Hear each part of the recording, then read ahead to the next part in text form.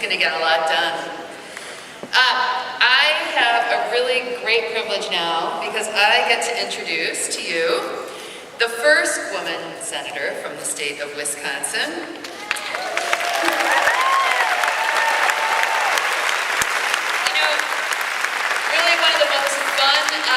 Assignments that I had at the Progressive Magazine was last year following Tammy Baldwin's campaign. As she traveled around this state getting ready to take this seat, you may remember the sneering treatment that she got when this, as her opponents like to call her, the most liberal member of Congress from Dane County and lesbian, the only out lesbian in Congress, who took office as a happy and proud out lesbian. That she had the temerity to take on the great and powerful Tommy Thompson. So people thought it wouldn't happen. They said there's no way, she cannot win. And in fact, during the Republican convention last year, I was on a yacht with my friend John Nichols where they were holding a fundraiser for Tommy. Tone deaf as they were, they held this fundraising event on a yacht. And there was a guy standing beside me as they were deriding Tammy Baldwin, and he whispered, "We're gonna kick her ass, just like Karl Rove said." Well, Karl Rove had a bad year. And progressives in Wisconsin had a fantastic night on election night when we watched those returns roll in downtown at the convention center, Monona Terrace, and we saw Tammy triumphantly beating back Tommy Thompson, the unbeatable Senate candidate. It was really fun to see her beat Tommy. It was really fun to see her beat the conventional wisdom. It was really fun to hear her proud progressivism at the podium. And what was really fun also was to see her opening for Barack Obama at appearance after appearance in Wisconsin as the race was tight here.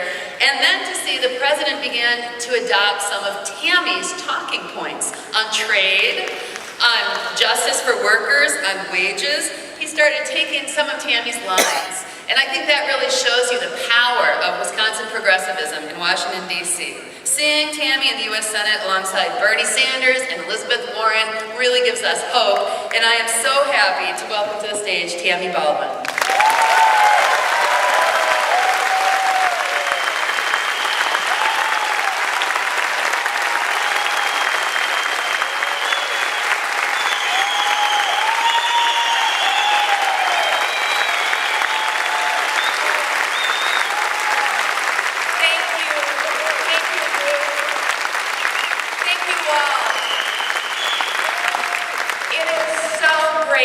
Join you here today. And I have been so proud to work alongside so many of you in this room throughout my time in public service. But I have to say that it is with heartfelt thanks that I join you here today as your United States Senator, representing the great state of Wisconsin. And first off, I'd like to ask everyone to join me in thanking Ed Garvey.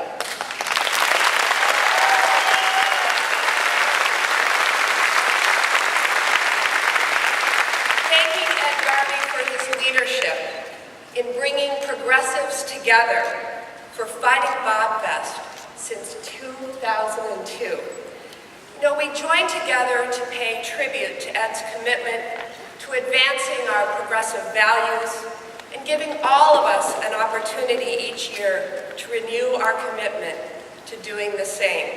So please join me in another round of applause, thanking Ed and Betty for all their hard work over the years.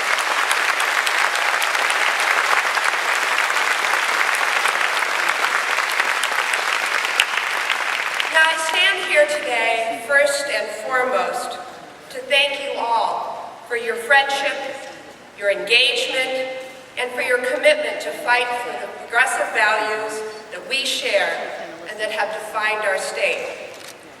I also come here today to address the struggles of the middle class and the growing divide between rich and poor.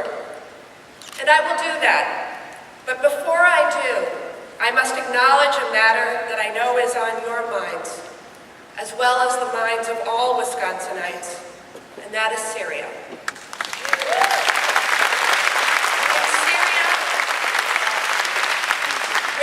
still war rages on, and where too many have lost their lives, including more than 1,400 in a chemical weapons attack just over 2 weeks ago. You know that I have always taken matters of war and peace very seriously, and I've always been a strong advocate of exhausting all other measures before going to war or using our military might. And I am proud of my record. I have served in the United States Congress under 3 presidents, and so far I have opposed a military action undertaken by each of them. Airstrikes in Kosovo under President Clinton, war in Iraq under the Bush administration, and use of military force in Libya during the Obama administration. I was one of the earliest opponents of the war in Iraq. As Congress considered authorization of the Iraq War, I posed a number of specific questions to President Bush, and he failed to answer them. I strongly opposed that war. Authorizing it was a tragic mistake, and we must never make that mistake again. Now, as we consider acting in response to the use of chemical weapons in Syria, I am again asking tough questions of President Obama, and I am demanding clear and substantiated answers. And I am also gaining important insights from others. I traveled to Turkey earlier this year and met with war refugees on the Syrian border.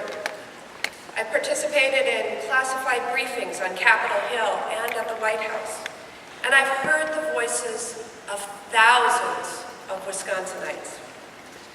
The gravity of the issues before us are so significant, and they deserve a full debate.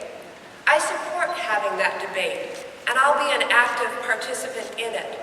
President Obama's decision to come to Congress on this issue was the right one.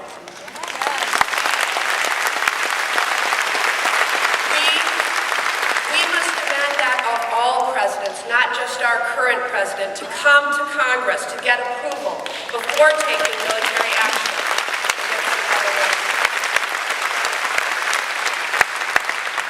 There is reason why so many scholars and analysts have written that there are no good options in Syria. It's because there are no good options.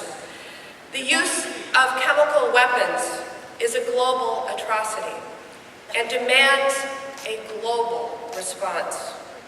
The various treaties and conventions addressing these issues have been ratified by most of the world's nations. And therefore, devising what will be a precedent-setting response to their violation demands that the world's nations engage in this discussion.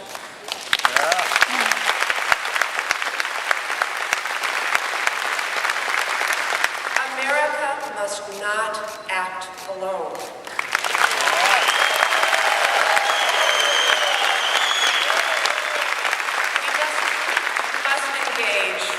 A larger, broader international community on this, and thus far I do not believe that that has happened.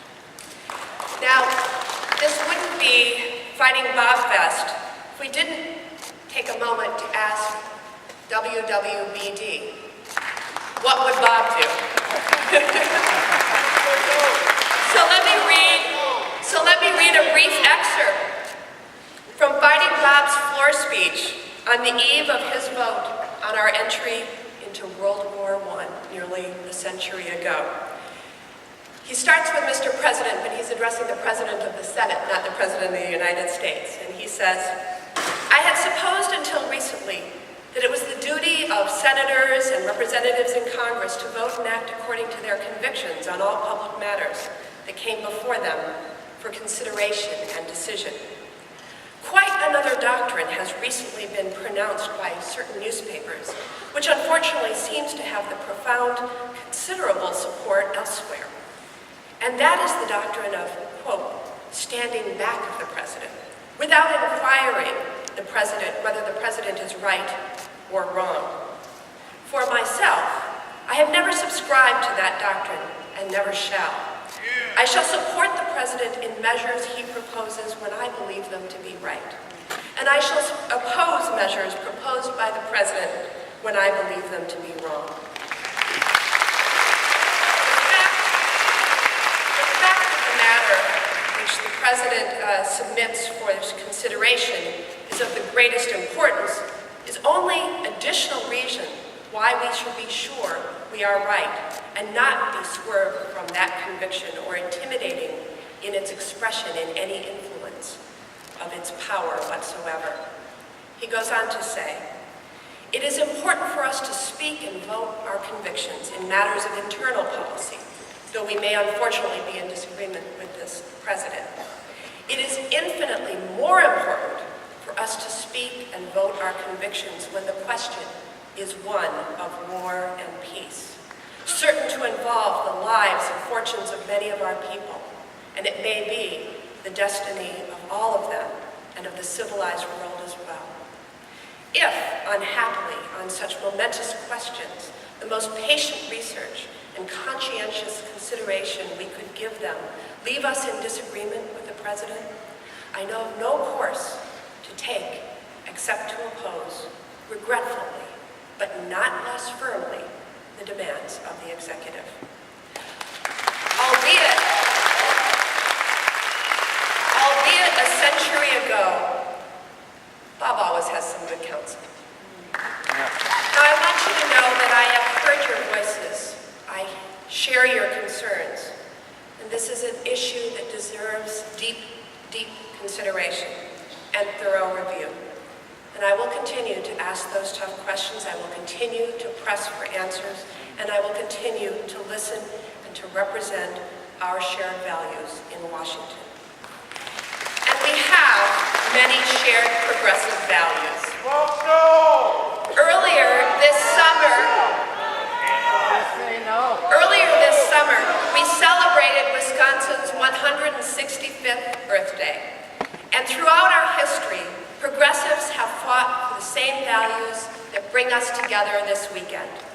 Values defined by an understanding that the people of Wisconsin take pride in hard work and believe that we Thank you.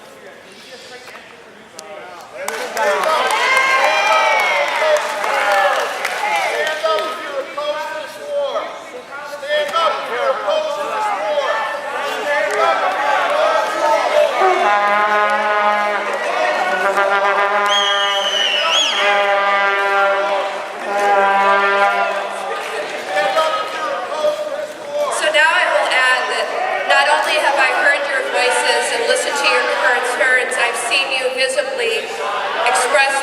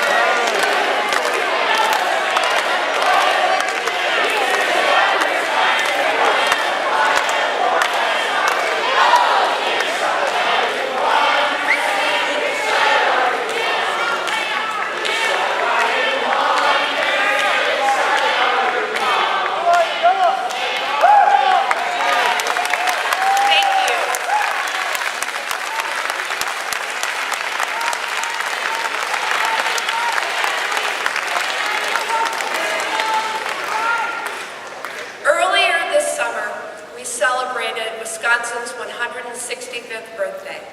And throughout our history, progressives have fought for the same progressive values that bring us together this weekend. Values defined by understanding that the people of Wisconsin take pride in hard work and believe that hard work should be rewarded.